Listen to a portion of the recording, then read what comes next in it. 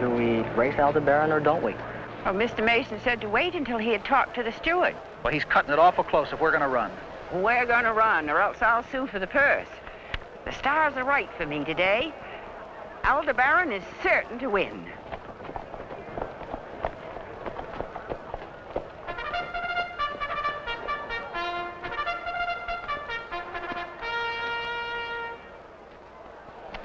The horses are coming on the track. The clerk was right, Corinne. Aldebaran's a foreign-bred horse. There was a question about his eligibility. I tried to explain to him. Well, legally, there's no doubt the stewards have every right to bar him from the race. Well, I guess that does it. But we straighten out the technicalities. Wonderful. So long as he's ready for the parade to the post. Don't worry about that. Oh, Perry, I could kiss you. Oh, forgive the smooch. But when you're my age and have a chance to kiss a good-looking guy, you take it. Come on, we'll watch the race from my box. Not that you need it, Corinne, but a larger bet today would make you another fortune. Thank you. Oh, Miss Street, Mr. Mason, this is Ralph Addison. You probably know him as Junius. How do you do? Pleasure. Perry Mason, yes. I cast your horoscope once for Mrs. Lazarus when she was looking for the right lawyer to draw her will. Oh, yes. She kissed him, too. That's because she's Aquarian. They're very affectionate. And if I remember your sign correctly, there are no better auspices for a lawyer. I suppose that's good. Junius, of course. I've often read your astrology column. Thank you. The flag is up. There we go. Junius, how are you so sure that Aldebaran will win? An Aries child, Sagittarius rising, Mercury in Leo. Cast a horoscope for a horse. You seem skeptical.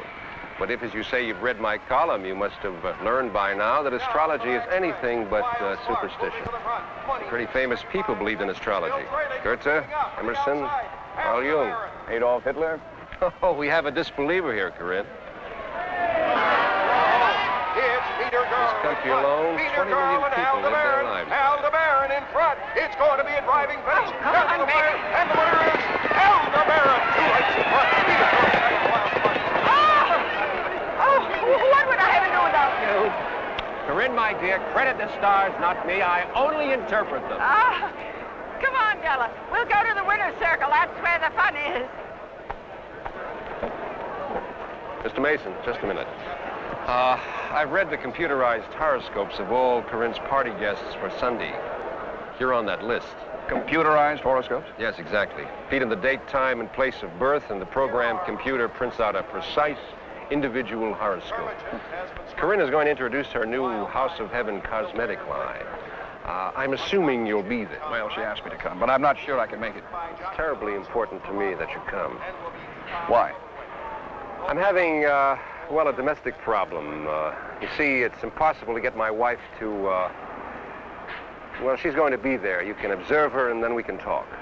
Mr. Addison. Call me Junius. I don't take cases of that nature. Mr. Mason, my life is in jeopardy.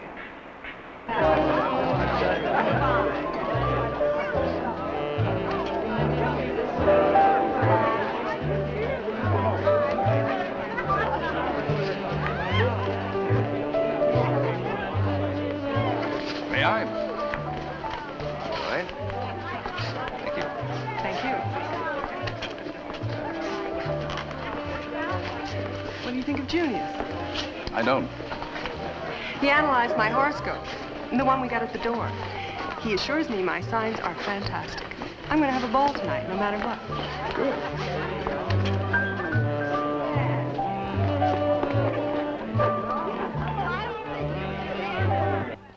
You're absolutely sure about this, Milo? I ran it through the computer twice. The results speak for themselves. How could he do it? After I've followed his advice like a slave. Perhaps that's why he did it. He considered you a blind slave. Well, this slave has her eyes wide open now. Have your attention, please. I'm Anthony Brewer. Today is a very special occasion. Our hostess is announcing her fabulous new line of House of Heaven cosmetics. It will be test marketed here in Los Angeles. As director of the new Zodiac division, I'd like to take you along on a romantic journey through the houses of heaven. Lights, please. First, beautiful Aries, the ram.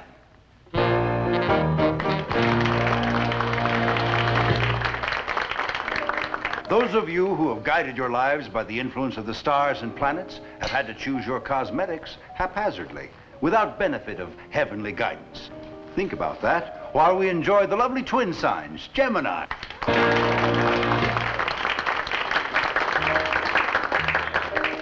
Keep your distance so you won't be scorched in the flames of fiery Leo. The lion is about to roar. Are you going to tell Brewer, or shall I? And lovely Libra. Tell him what? That the deal is off. He's not heading Zodiac Division. I wouldn't hire him to recycle cold cream jars. Corinne, I warned you about your tendency to make snap decisions. Now, this is typical Sagittarius behavior. Now, there's no reason at all for you to behave like this. Oh, I have reason. I hired him on your recommendation. Scorpio. On a horoscope that Loyal you friend. cast. Or should I say, faked. Where? And I'll tell you something even you don't know about this Sagittarius.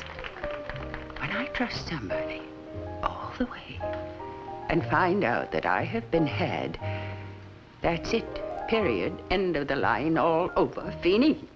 There's got to be some misunderstanding. An Aries. There's no misunderstanding. I understand very well. And you have gotten your last dime from me. Now, just a minute. It's not that easy, Corinne. Pisces. You said it yourself. You trusted me all the way. Now it's all in the files, everything.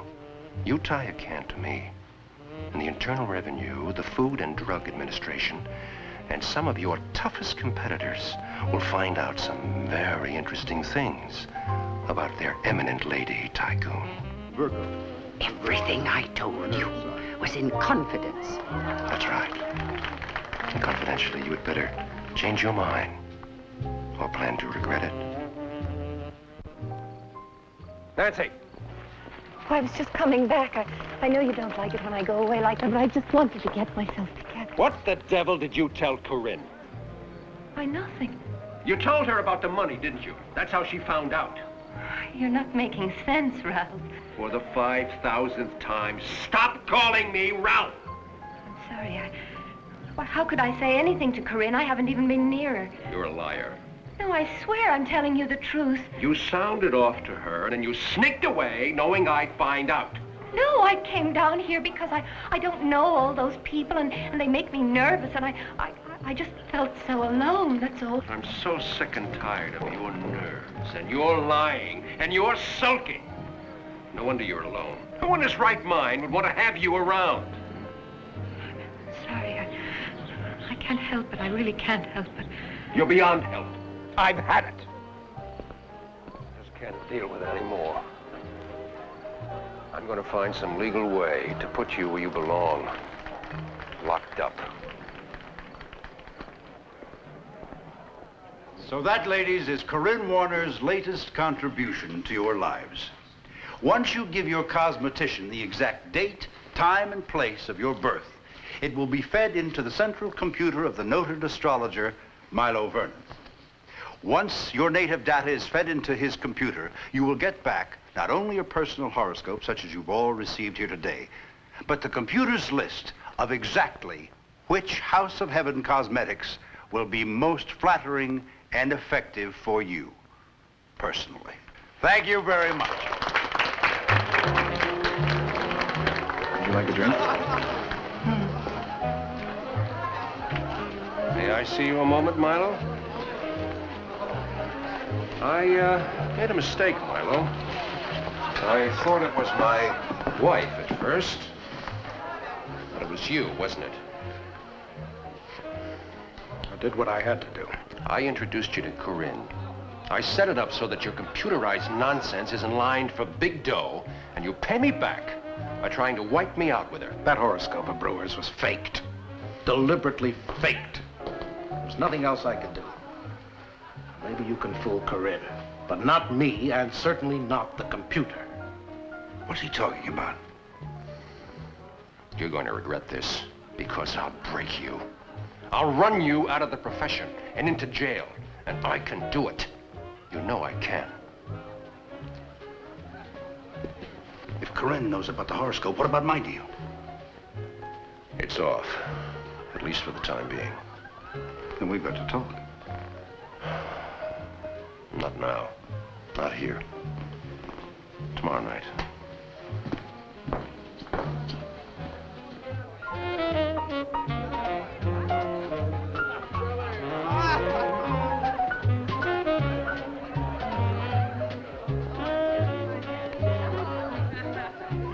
Pardon me.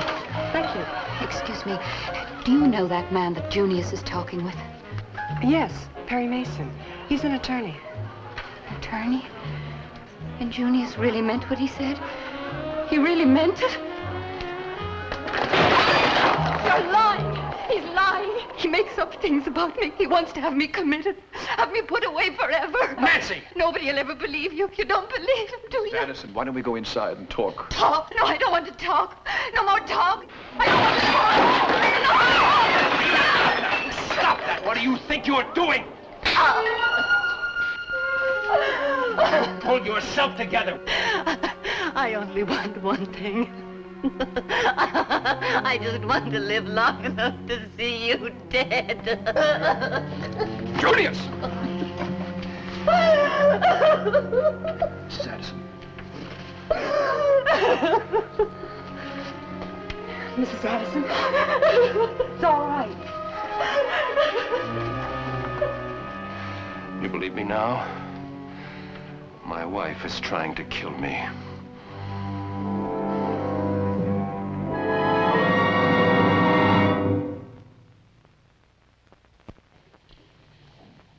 If you don't call your dentist for an appointment, I will.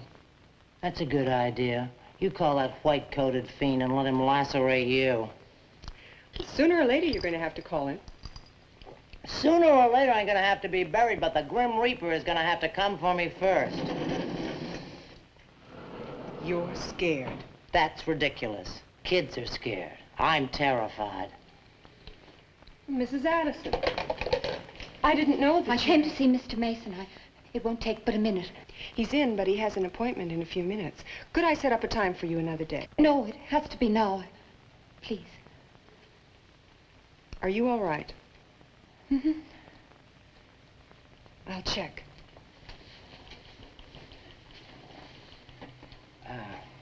May I validate your parking ticket? Your parking ticket.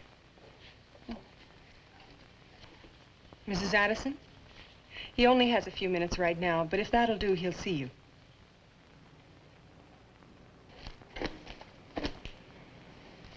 Hello, Mrs. Addison. Won't you sit down?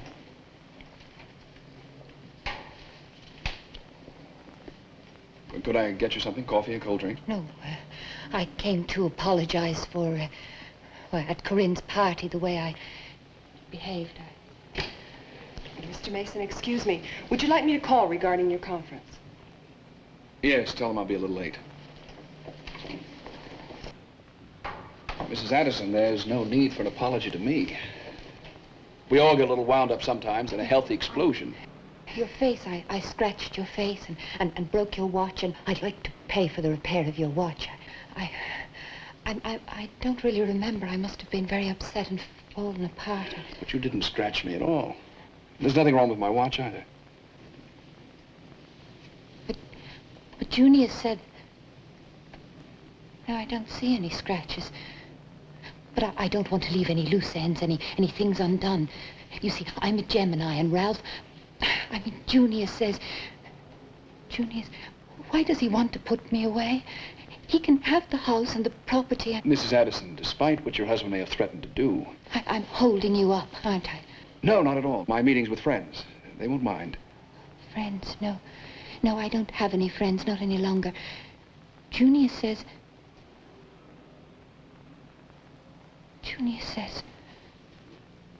Mrs. Addison, would you pardon me for just a moment?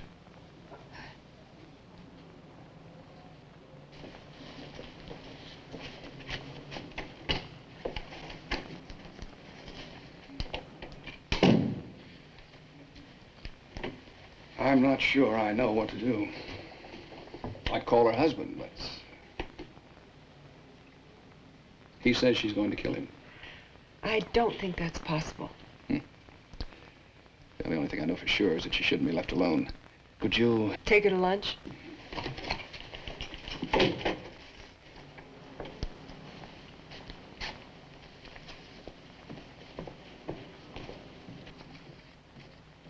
She's gone. Not a word. I hope she parked in the garage. She did. I validated her parking ticket. Tell Delta to get a hold of Paul Drake for me.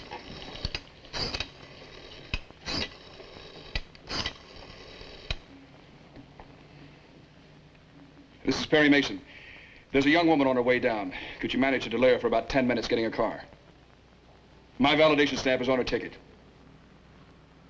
Thanks. Paul's on the phone. Paul. Yeah, Perry? Could you get a man down to the parking garage right away to tail a young woman, a Mrs. Ralph Addison? The parking attendant will point her out to him. You've got about 10 minutes. Don't ask any questions. I'll explain later.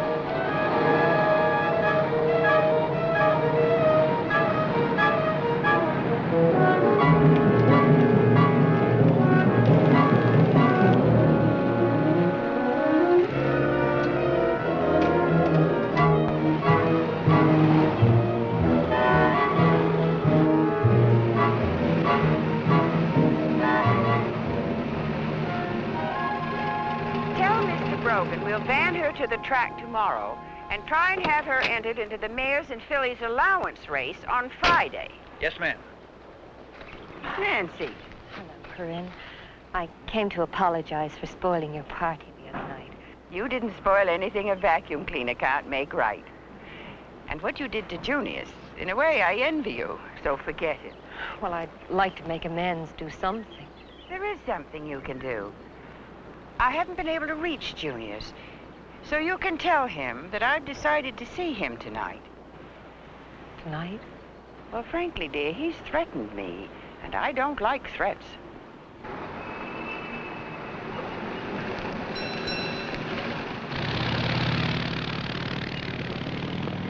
Fill her up? Hello, Coley. 3 years and it's just hello, Coley. Coley, I've got to talk to you. Come on.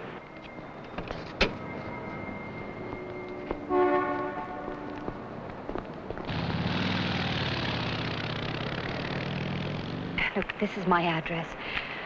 There's nobody else I can really trust to do it, Coley.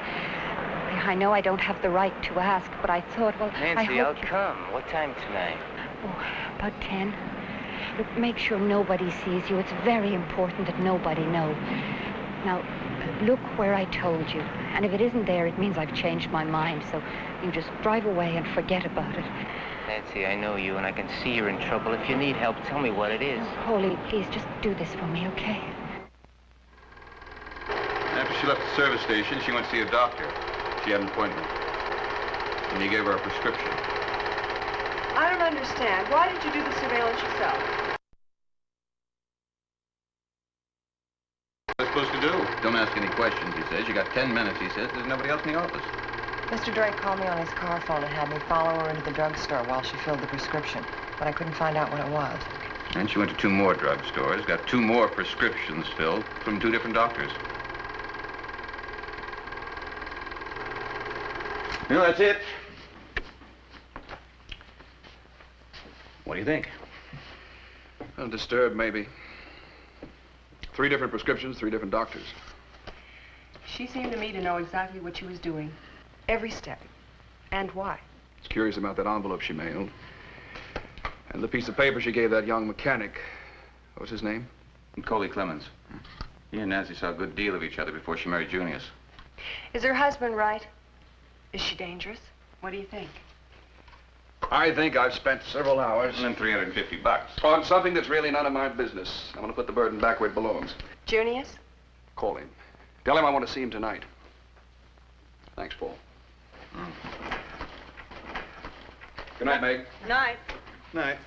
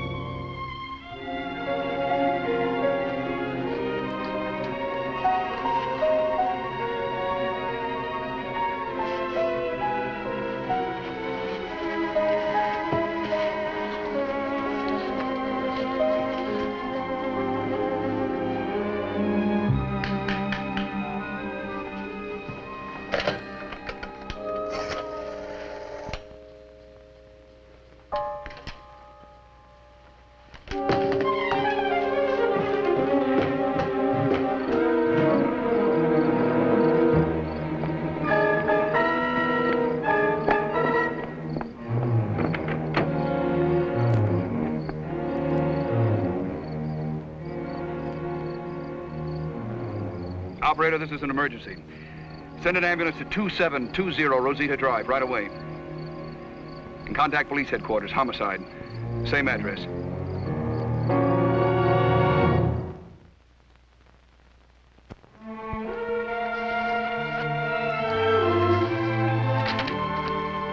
Just a minute.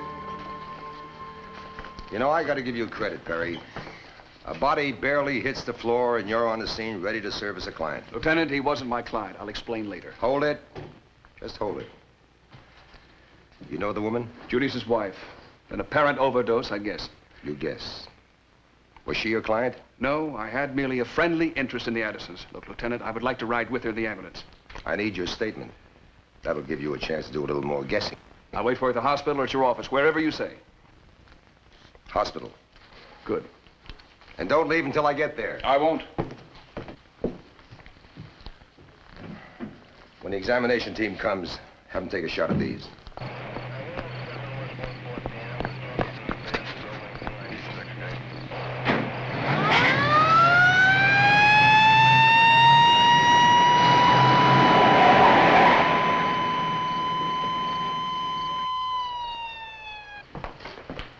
How is she? Well, I pumped her out. She hadn't been under very long. As a matter of fact, she was able to talk a little before I left. Well, that's good. How about the statement?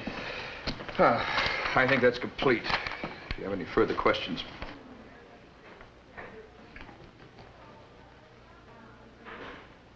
You say you discovered Mrs. Addison lying beside her husband's body?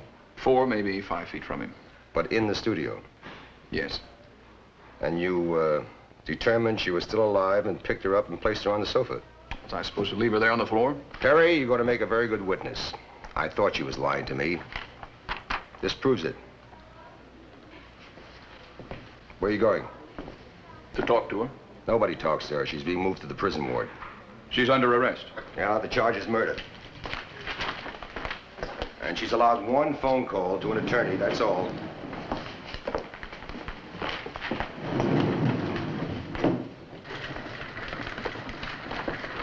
It's amazing. Welcome back. Back to what? They think I killed Ralph. But you didn't. I didn't even know he was dead until the lieutenant told me. The only one I wanted to kill was myself. You'll need an attorney. A good one. If you like, I can recommend. I want you. No, it can't be me, Nancy. If this comes to trial, I'll probably be called as a witness against you. I've already given my statement. I don't care. You're the only one I can trust. Nancy, you don't know me. Not really. I'll see that you get the best. I don't care. You won't help me. I don't want anybody. I don't care what they do. Damn it, Perry, just once. Whenever you get involved with something, couldn't you just make it simple? Believe me, I had no idea Mrs. Addison would ask me to represent her. Well, you could have refused. Sure, I could have refused. The point is, in her condition, if I were to withdraw... The point is, you can't represent a client properly when you're our key witness against her. And I have a signed statement. There was no attorney-client arrangement before he talked to her at the hospital. So your testimony isn't privileged information. Hamilton, you're right. Hey, I got him. Yeah, you think so, huh? Not only is there a delicate legal position, there's also the broader question of ethics, whether I should be involved in this at all. But overriding all of that, it seems to me, is the moral question.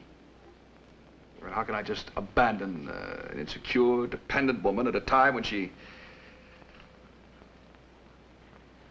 I can't. We've got to find some way around it. This insecure, dependent woman just knocked off her husband. And there's no way I'm going to let you get off the hook, Perry. You're going to be my witness. You have my signed statement. I'll affirm it any way you choose. But from now on, anything that passes between me and my client is privileged information. I don't like it. It's wrong, and you know it's wrong. And I haven't agreed to anything. Now, we'll have to settle that question along with everything else in court. I remember taking a call from Milo. He wanted to see my husband, and I told him that Junius was still furious at him. Then I was outside on the lawn when Mr. Brewer came to see Junius. I told him my husband still wasn't home, so he went away, and then when I came in and took the pills and lay down to sleep, I thought that would be that. Nancy, what made you decide to use the floor of Junior's studio? But I didn't. I was in my own bedroom, not in the studio, on my own bed. No, but I found you in the studio. You have no memory of how you got there? I don't know.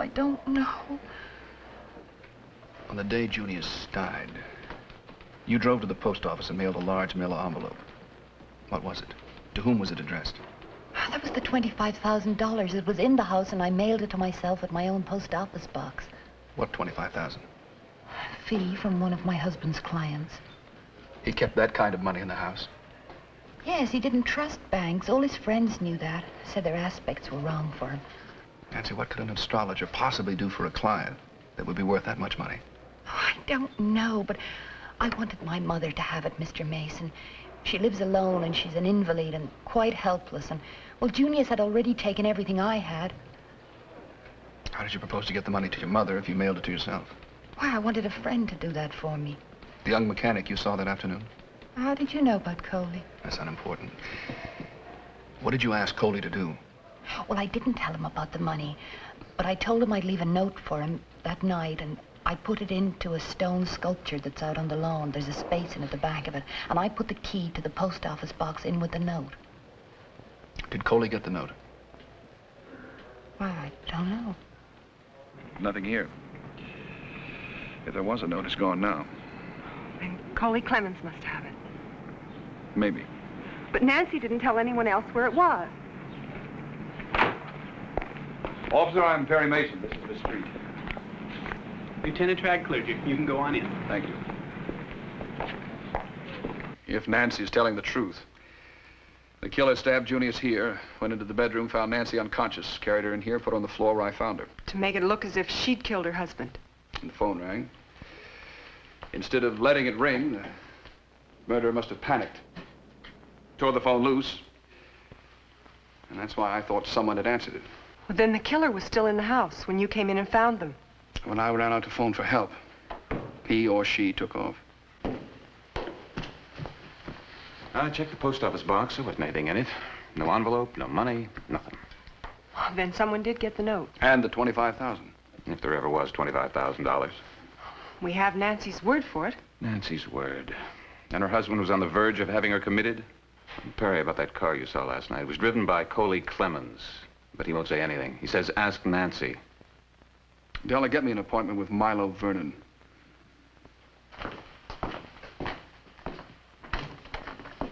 Excuse me. Mr. Brewer. We met at Corinne Warner's party. I'm Perry Mason. Oh, yes. Mr. Brewer, my client tells me you came by to see her husband the night of the murder. Sorry, but I've been subpoenaed by the district attorney. I'd rather not discuss the case. Excuse me.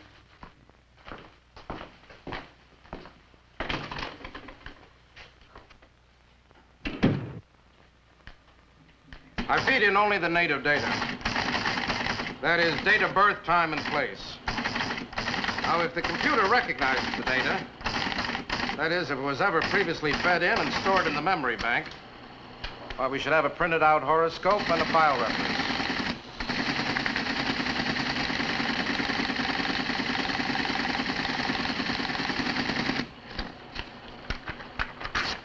Now I can compare this printout horoscope with my files. Who are in the files? Corinne's House of Heaven cosmetic customers from the test marketing, and of course the guests from her party. Oh, here we are. This one you should have recognized without the computer's help. It's your own. Corinne Warner had you and not Junius cast the horoscopes for her party guests. That's right. Why would Junius have my horoscope on his desk? How about this one? I don't need the computer for this. I know it by heart. Sagittarius with Leo rising. Corinne Warner.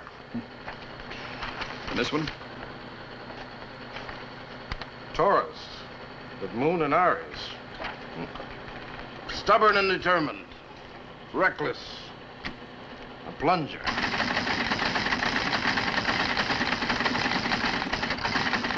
Let's see if my guess is correct. Who's your guess?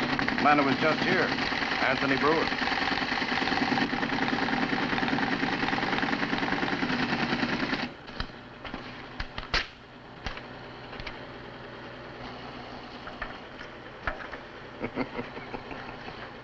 Interesting. Corinne, Brewer, and myself. There's still no reason why these particular horoscopes would be on Junius's desk that night. Now, what about the 4th? Oh.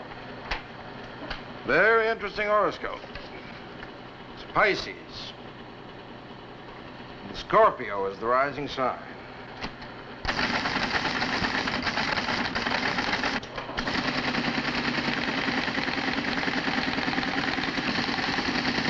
Nothing in the memory bank. The computer just doesn't recognize the native data. Now, Lieutenant, when you arrived at the murder scene in response to a call from Mr. Perry Mason, what did you find there? The defendant was apparently unconscious, lying on the sofa in the study, having ingested a quantity of barbiturates. Her husband was nearby on the floor, and Mr. Mason was waiting for us. And later, when she recovered at the hospital, did you question the defendant? Yes, I did. Of course, I advised her of her right to remain silent, but she seemed anxious to talk. She told me that after taking the capsules, she lay down in her bed in her own bedroom and could remember nothing more until she recovered consciousness at the hospital. In light of all these conflicting versions, how do you explain actually what happened? Her husband threatened to commit her. Murder-suicide. She killed him, then she took the drugs and No, took... but I didn't. Objection, Your Honor. I didn't I move kill to him. strike. Objection sustained. But they think I'm out of my mind. will take her seat and remain there. Mr. Mason. Yes, Your Honor. If you would like to request But a I brief didn't kill recess him. I until didn't your kill him. client They think I'm recovers out of my control. mind. But I wasn't No, lying. Your Honor, I don't believe that will be necessary. I wasn't Nancy, lying. please. I never left my Nancy, you've got to bedroom. remain silent. They'll make you leave the courtroom. Please. Very well. Mr. Berger? No further questions, Your Honor. Through with the witness. Mr. Mason? No questions, Your Honor. The witness is excused. You may step down, Lieutenant. Your Honor, if the court please, the people call Mr. Perry Mason. May it please the court, Your Honor, I must refuse to take the stand. Your Honor, he cannot refuse to take the stand.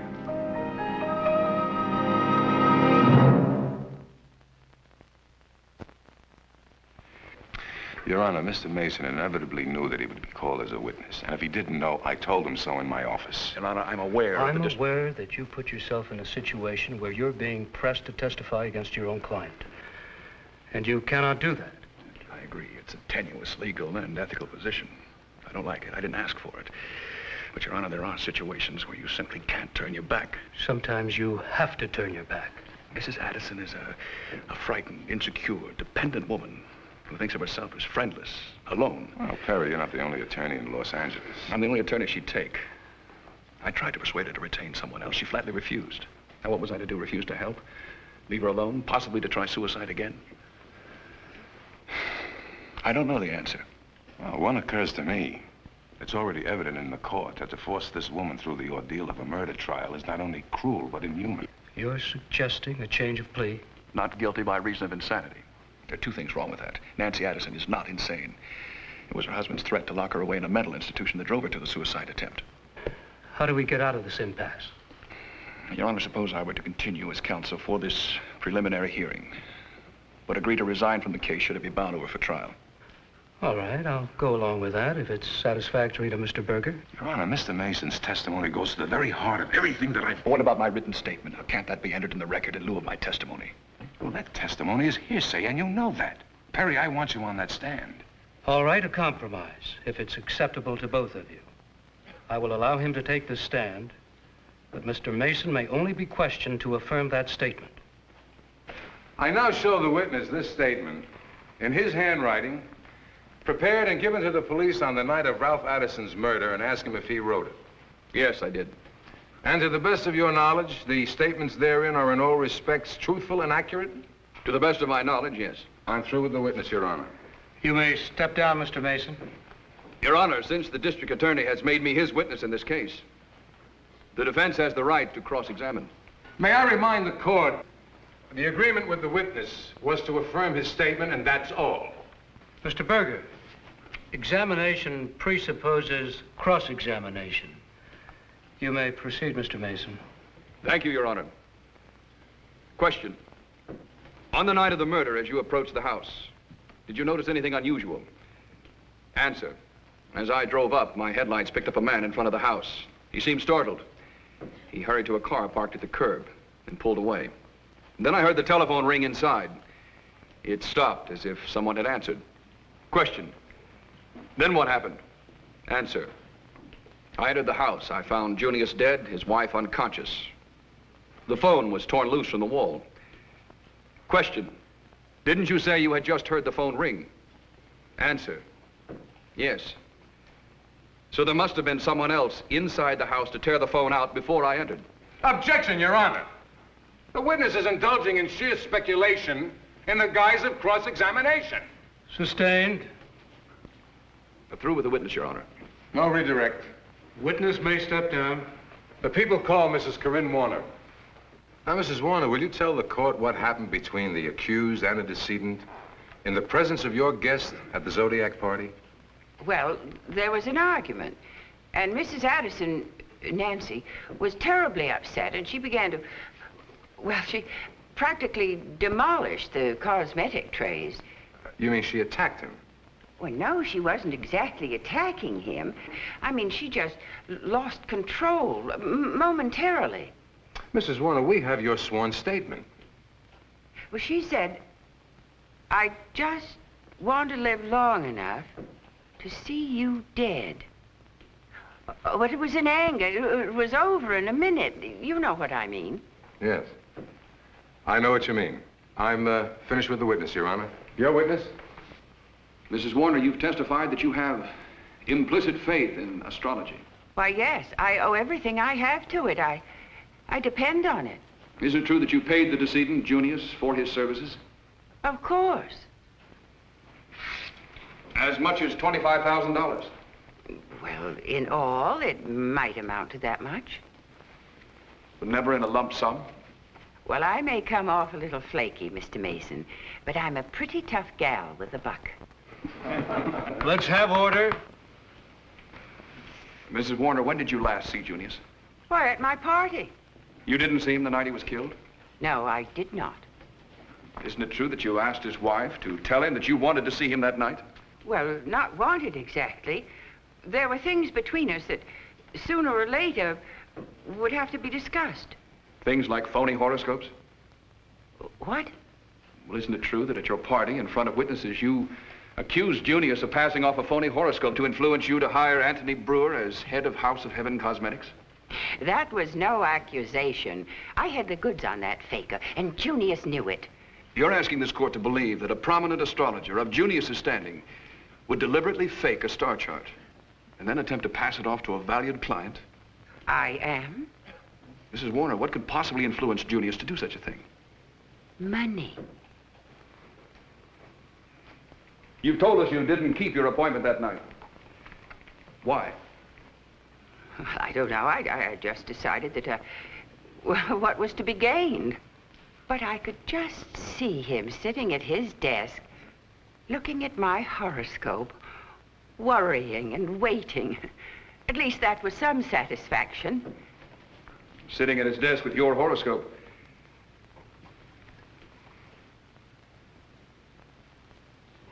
That's all I have for now, Your Honor. But I may want to recall this witness. Very well. Mr. Berger? No redirect, Your Honor. The people call Mr. Anthony Brewer.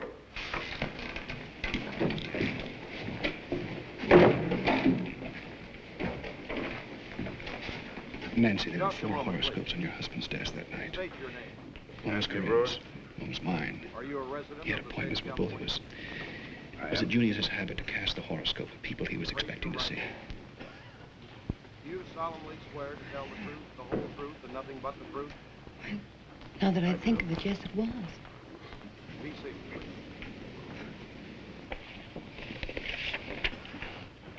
Della, how's your supply of House of Heaven Cosmetics? I don't have it. You should. Well, that's a subtle way of telling me I'm falling apart. I want you to go to that shop across the street and buy some. But don't give the computer your birth date. Use this. I think it's a fascinating idea. Choosing a perfume by your own sign. Whether you believe in astrology or not, it's fun. It does wonders for your love life. Would you like to try it? That settles it. Well, now, I'll need your native data to feed into the central computer. all the House of Heaven shops feed directly into it. That's it. $25,000. I paid Junius that money. I'm not ashamed of it. Mr. Brewer, do you want us to understand that you bribed Junius to prepare a phony horoscope so that Corinne Warner would be influenced to hire you? Yes, that's right. It was business. With my percentage, it would have been worth every cent. The House of Heaven Cosmetics will make millions. You should have told me. You were a House of Heaven customer before. But I wasn't. This is my first time. Then how did our computer recognize your native data? I guess it's made a mistake. Our computer is never wrong. When Mrs. Warner was made aware of the fraud and the deal fell through, did Junius give back the money you'd paid him? No. Is that why you went to see him the night he was killed? I dropped by. His wife, she was outside. She wouldn't let me come in. She said he wasn't home, so I left. Then since you didn't recover the money, what happened to that $25,000, Mr. Brewer? Well, Mr. Brewer? Coley Clemens got it. She wanted to give it to her mother, and he was supposed to deliver it. Did you return later that night to see Junius and find that out from him? No. Are you telling the truth, Mr. Brewer, or are you attempting... It's all in her note. What note? What note, Mr. Brewer? Well, I must have heard someone here on the stand. We can check the record if necessary, but I don't recall any testimony about any notes written by the accused. Well, then I must have heard it around, because after Junius was killed, I don't remember exactly. Maybe I can refresh your memory. When you called to see Junius and the accused standing outside told you he wasn't in, isn't it a fact that you saw the accused place an envelope in a piece of decorative sculpture on the front lawn?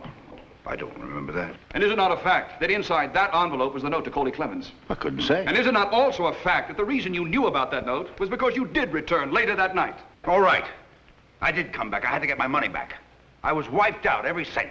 You were still in the house when I arrived, isn't that true? I was looking everywhere. And then I remembered that she had that envelope. When I went out to call the police, you found the envelope, the note, and the key. You went to the post office, you picked up that money. Your Honor, the witness is not on trial here. Mr. Brewer. Let me answer, please. I did get back the $25,000, that's true. What isn't true, I didn't kill Junius.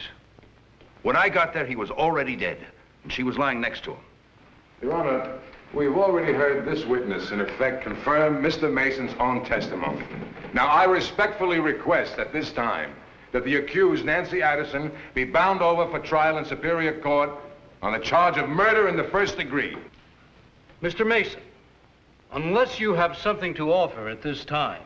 Your Honor, on the basis of information that has just come to me, I would like to arrange for the presentation of an expert witness for the defense. Your Honor, what possible relevance that all this astrology mumbo-jumbo has in this courtroom? Your Honor, it has the greatest possible relevance. Astrology, whether or not one subscribes to its validity, is at the very heart of the events in this case. You may proceed, Mr. Mason. Thank you, Your Honor. Mr. Vernon, would you please tell the court in your own words about these tests you've been running? Yes. This horoscope is of Mr. Anthony Brewer. The computer recognized it immediately. And what about the rest of these horoscopes found on Junius's desk?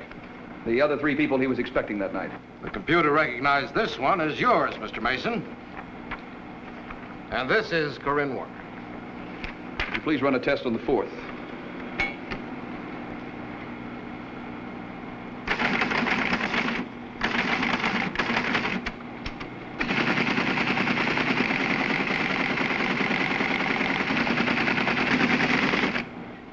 No record in the computer's memory bank. It can't identify the fourth appointment. Couldn't the computer have made a mistake? It's very unlikely. Besides, you remember we tested the fourth horoscope in my office with the same result. Yes, I remember. And all the House of Heaven shops are tied into this identical computer? Yes, through keyboard terminals, just like this one. Born 10 a.m., March 30th, 1929, Davenport, Iowa. And this is the information you fed into the computer? Yes, of course. Mr. Vernon, how is it possible that when my secretary just a moment ago fed this same information into the same computer in the House of Heaven counter across the street, the computer recognized it? I don't know.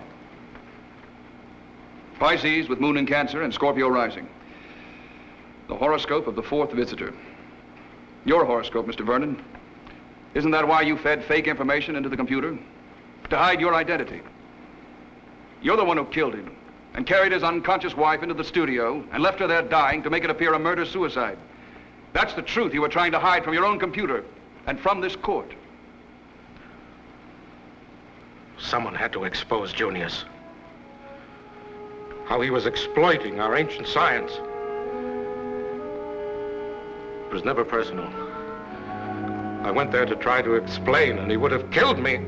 And so... I'm going to suspend examination of the witness at this point and warn him of the danger of self-incrimination. The bailiff will remove the witness to the anteroom. I would strongly recommend that he retain counsel before testifying further. This court will be in recess. Counsel will meet with me in chambers in 10 minutes. Mars in wide conjunction with Sun. Saturn-Uranus conjunction. Rulers of the 8th house. The house of death. To deceive today invites disaster.